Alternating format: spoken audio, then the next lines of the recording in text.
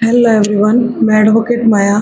जैसा कि आप सब जानते हैं, मैं अपने यूट्यूब चैनल के माध्यम से आपको लॉ से रिलेटेड जानकारियाँ देती हूँ। ठीक है, आज हम जानेंगे, अगर आप सुकून से रहना चाहते हो किराए के घर में, तो रेंट एग्रीमेंट में ज़रूर शामिल कराएं ये 10 चीज़ें। ठीक है, देखो, आज के वक्त में घर खरीदना आसान तो है नहीं, ठीक है ना। ऐसे में अधिकतर लोग किराए के मकान में रहते हैं, ठीक है ना, रहना पसंद भी करते हैं। हालांकि किराए पर घर लेने पर आपको मकान मालिक के साथ एक रेंट एग्रीमेंट करना होता है। जब भी किसी रेजिडेंस प्रॉपर्टी को किराए पर लिया जाता है, तो यानी घर का मालिक रेंट एग्रीमेंट में जरूरी कॉलेज शामिल करवाता है, ताकि किराएदार उसे धोखा ना दे। ठीक है ना। कई बार लोग रेंट एग्रीमेंट में कुछ गलतियां कर देते हैं, जिसकी वजह के बाद उन्हें दिक्कत होती रहती है। ठीक है, आइए जानते हैं कुछ ऐसे पॉइंट्स जो कि किराएदार को रेंट एग्रीमेंट में जरूर शामिल करना चाहिए। कुछ टॉपिक है, आज हम उन्हीं टॉपिक के बारे में आपसे बात करेंगे। देखो, पहला जो टॉपिक है वो है कितना रेंट है घर का। ठीक है, घर का कितना रेंट है, पहला टॉपिक। किसी भी रेंट एग्रीमेंट का सबसे अहम पॉइंट होता है कि किराए की रकम कितनी है। ठीक है, रेंट एग्रीमेंट किराए की रकम बिल्कुल सही जरूरी है, आपको यही पैसा चुकाना होता है। अगर सही राशि एग्रीमेंट में ना लिखी गई हो, तो इससे आपके और मकान मालिक के बीच दिक्कत हो सकती है। ठीक है ना। ये पहले तय होना जरूरी है कि रेंट में मैनेजमेंट की फीस, पार्किंग चार्ज जैसी चीजें हैं या नहीं। देखो, किराए जैसा आप रेंट एग्रीमेंट करवाते हो, देखो मैंने आपको शुरू में बता दिया था, और मैं आपको अब भी यही बात बोलूंगी कि देखो, जो पहले टॉप मतलब ये कि जब भी आप रेंट एग्रीमेंट कराओ ना, तो उसमें ये चीज़ जरूर, किराए का जो कितना रेंट है ये जरूर शामिल कर लेना कि भाई किराए का रेंट इतना है। ठीक है ना, किराए का रेंट, भाई हमारा जो किराया, मकान का जो किराया है उसका रेंट इतना है। ठीक है ना। इसमें वो सुविधाएं भी एग्रीमेंट में जरूर लिखवा लेना कि इस रेंट में जो आप ये किराया दे रहे हो, इसमें आपको क्या क्या इस मकान में सुविधाएं मिल रही है, इस कमरे में सुविधाएं प्राप्त हो रही है, जिससे आपको बाद में किसी भी दिक्कत का सामना नहीं करना पड़ेगा। हमारा जो दूसरा टॉपिक है वो है सिक्योरिटी डिपॉजिट। तमाम लैंडलॉर्ड की तरफ से किराएदार से एक सिक्योरिटी डिपॉजिट लिया जाता है, ताकि अगर उसकी वजह से प्रॉपर्टी में कोई डैमेज हो जाए, उसकी भरपाई की जा सके। इससे लैंडलॉर्ड को यह भी फायदा होता है कि अगर किराएदार अपना किराया चुकाने में चूकता है, तो सिक्योरिटी डिपॉजिट से वह पैसा काट लिया जाता है। वैसे तो सिक्योरिटी डिपॉजिट के अमाउंट को रेंट एग्रीमेंट में भी दिखाया जाता है, लेकिन एग्रीमेंट बनवाते वक्त उसे वापस लेने की बात भी जरूर लिखवाएं। ठीक है ना। किराएदार को रेंट एग्रीमेंट ये बात शामिल करवानी चाहिए कि जब वह प्रॉपर्टी छोड़ेगा, तो उसे उस लैंडलॉर्ड सिक्योरिटी डिपॉजिट का अमाउंट उसको वापस करेगा। अगर किराएदार की वजह से प्रॉपर्टी में कोई डैमेज हुआ हो, तो उसे इसमें से एडजस्टमेंट किया जा सकता है। देखो, अगर मान लो आप सिक्योरिटी जमा करा देते हो, ठीक है, सिक्योरिटी क्यों जमा करवाई जाती है, देखो मैं आपको छोटी सी डिटेल में बता देती हूँ। सिक्योरिटी इसलिए जमा कराई जाती है, देखो जैसे आप किसी के मकान में रह रहे हो, ठीक है ना, अगर आपकी वजह से उसके मकान में कोई मतलब किसी चीज का डैमेज हो जाता है, कोई आप किसी तरीके का नुकसान कर देते हो, ठीक है ना, तो भाई मकान मालिक ने आपको मकान किराए पर दिया, अपना मकान खराब करने के लिए थोड़ी दिया है भाई। तो उसमें यह है कि आप जैसे किसी चीज की टूट फूट कर देते हो, या फिर अपने आप से हो जाता है, तो भाई मकान मालिक खुद करवा के देगा। लेकिन आपने उसके किसी भूमि को क्षतिग्रस्त किया है, उसके किसी मकान में लगे हुए किसी सामान को क्षतिग्रस्त किया है, तो क्या मतलब उसमें एक सिक्योरिटी जमा करवाई जाती है। अगर आप जिस टाइम मकान खाली करते हो, अगर मकान मालिक चेक करता है कि भाई तो आपकी वजह से कोई चीज़ की नहीं, कोई मिस्टेक नहीं, उसकी ज़मीन को, उसके मकान को कोई चीज़ की हानि नहीं हुई है, तो वो आपका जो रेंट एग्रीमेंट में आपने वो सिक्योरिटी जमा करवाई थी वो आपको वापस कर देगा। अगर आपने नहीं कोई गलती की है, अगर आपकी वजह से उसकी सामान को, उसके मकान को कोई क्षति हुई है, तो वो उसमें उसकी भरपाई उससे कर लेगा। और कई बार ऐसा भी होता है कि आप रेंट देने में मतलब टाइम लगा देते हो या रेंट नहीं दे पाते हो, तो क्या उस सिक्योरिटी जमा करवा रखी आप उसमें से वो उसका रेंट काट लेता है, तो फिर से आपको सिक्योरिटी जमा करवानी पड़ेगी। ठीक है ना, अच्छे से समझ आ रही है ना बच्चों। तीसरा है लॉक इन पीरियड और रेंट एग्रीमेंट टर्मिनेशन। ठीक है, इसे तीसरा टॉपिक। ठीक है ना, रेंट एग्रीमेंट में दोनों ही प्रॉपर्टी को एक जितना वक्त मिलना चाहिए, जिसमें एक छोड़ने वाले को नोटिस दिया जा सके। किराएदार को अपने हिसाब से रेंट एग्रीमेंट में नोटिस पीरियड पर नेगोशिएशन करवाना चाहिए। कुछ रेंट एग्रीमेंट में लॉक इन पीरियड भी होता है, जिसके तहत वह रेंट एग्रीमेंट उससे पहले टर्मिनेशन नहीं हो जाता। ऐसे में अगर किराएदार बीच में ही घर छोड़ता है तो उसे पूरे वक्त के पैसे चुकाने पड़ेंगे। कमिश्नल प्रॉपर्टी के लीज डीड बनवाते वक्त अक्सर इस तरह की शर्तें रखी जाती हैं। हालांकि आप रेजिडेंस प्रॉपर्टी ले सकते हैं तो उसमें इस तरह की शर्तों से बचना चाहिए। अगर ऐसी शर्त हो तो उसे हटाना चाहिए।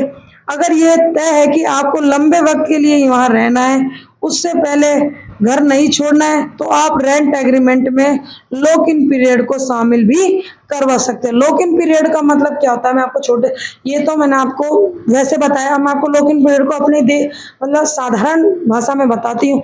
लॉक इन पीरियड होता है जैसे आपने देखो एग्रीमेंट करवा लिया, ठीक है ना, एग्रीमेंट में आपने साबित करवा लिया कि आपको 6 महीने रहना है। देखो 11 महीने का एग्रीमेंट बनता है, कम से कम 11 महीने का बनता है। अगर उस टाइम पीरियड के बीच में आप मकान छोड़ के जाते हो या मकान किसी कारणवश आप खाली कर देते हो, ठीक है ना, तो आपको पूरा 11 महीने का पेमेंट जमा करवाना ही पड़ेगा। ठीक है ना, उसमें क्योंकि आपकी फॉल्ट है, मकान मालिक की कोई फॉल्ट नहीं है। ठीक है ना, तो लॉक इन पीरियड इसे कहा जाता है। ठीक है, अब आते हैं हम हमारे चौथे टॉपिक के, सामान्य टूट फूट।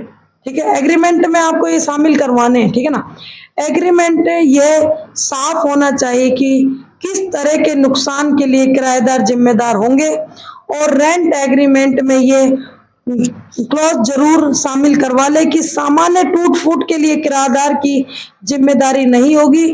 सिर्फ बड़े नुकसान पर ही किराएदार को पैसा चुकाने होंगे, लंबे वक्त तक नहीं। कहीं रहने पर वहां कुछ सामान्य तरह की टूट फूट भी होती है जिसका पैसा किराएदार को चुकाने की जरूरत नहीं होनी चाहिए। देखो कोई सामान्य टूट फूट अगर किराएदार से हुई है तो वो उसका जिम्मेदार है।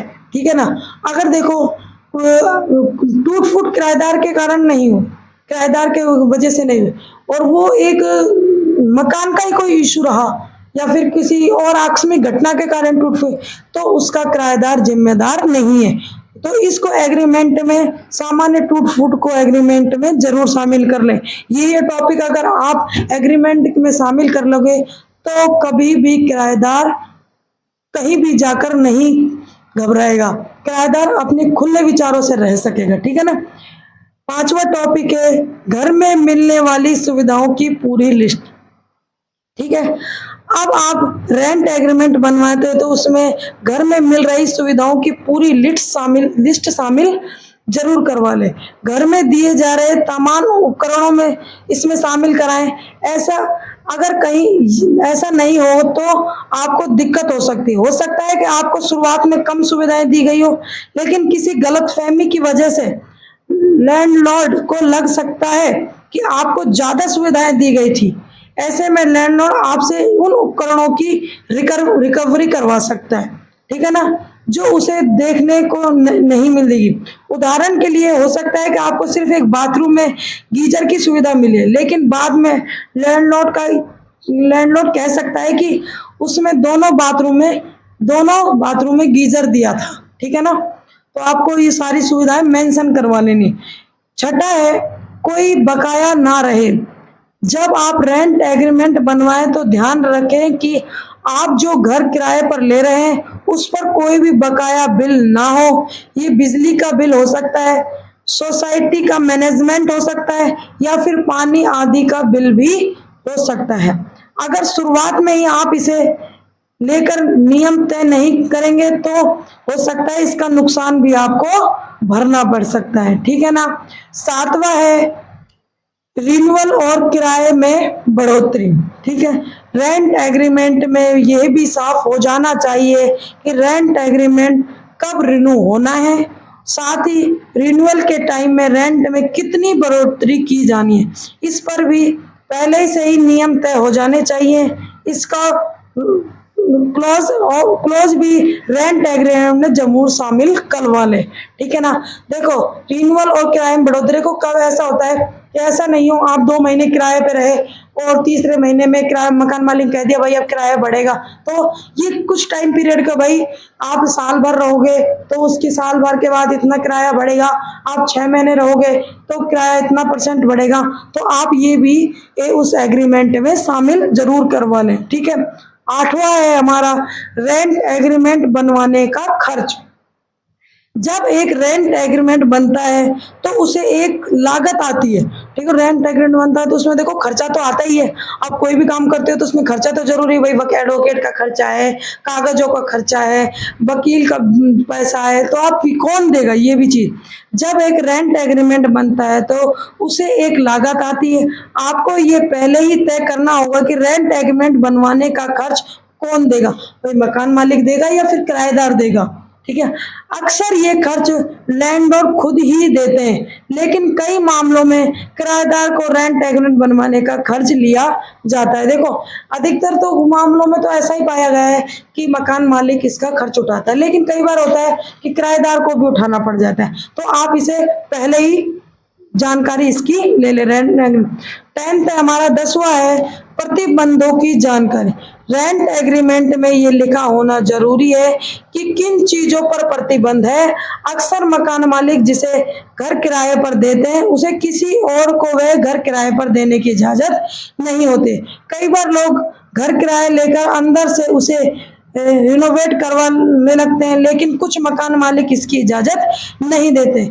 इस तरह की सारी बातों को रेंट एग्रीमेंट में लिखवाना जरूरी है। देखो प्रतिबंध की जानकारी, देखो ये रेंट पे पहले लिखवा दे कि आप आपके मकान मालिक ने आप लोग मकान किराए दे तो आप क्या उसे अपनी प्रॉपर्टी समझ के अंदर से आप उसे पेंट वेंट करवाने लग जाते हो, ठीक है ना। उसके मतलब आप अपने तरीके से उसकी मकान की मैन्युफैक्चरिंग करने लग जाते हो, तो ये रेंट में एग्रीमेंट में शामिल करने दें। अगर मकान मालिक ने आपको ऑथराइज किया है तो ही आप उसके मकान के साथ छेड़छाड़ कर सकते हो, अन्यथा आप उसके मकान के साथ छेड़छाड़ नहीं कर सकते हो। अगर आपने इस तरीके की कोई गलती की तो वो आपके खिलाफ कानूनी कार्रवाई कर सकता है उस रेंट एग्रीमेंट को दिखाकर। अगर रेंट एग्रीमेंट में ये सब मेंशन हो जाता है कि हाँ आपको उसने भाई सब तरीके की छूट दे दी कि भाई मैंने आपको मकान किराए पे दे दिया है, आप अपने हिसाब से इसमें पेंट करवा सकते हो, कोई रिनोवेशन और करवाना चाहते हो आप अपनी मर्जी से करवा सकते हो, तो आपके खिलाफ कोई कार्रवाई नहीं होगी। अगर मकान मालिक ने इस तरह की ऑथराइज आपको नहीं की और रेंट एग्रीमेंट करवाते टाइम तो आपके खिलाफ कानूनी कार्रवाई मकान मालिक करवा सकता है, ठीक है ना। अगर मेरे द्वारा दी गई जानकारी आपके थोड़ी भी हेल्पफुल रही हो तो आप मुझे फॉलो कर सकते हो, मेरे यूट्यूब चैनल को सब्सक्राइब कर सकते हो, ठीक है ना। और आपको जो भी रेंट से संबंधित लॉ से रिलेटेड जो और भी कोई जानकारी चाहिए तो आप मेरे मैसेज जाके मुझे कमेंट कर सकते हो, ठीक है। ओके बाय, धन्यवाद।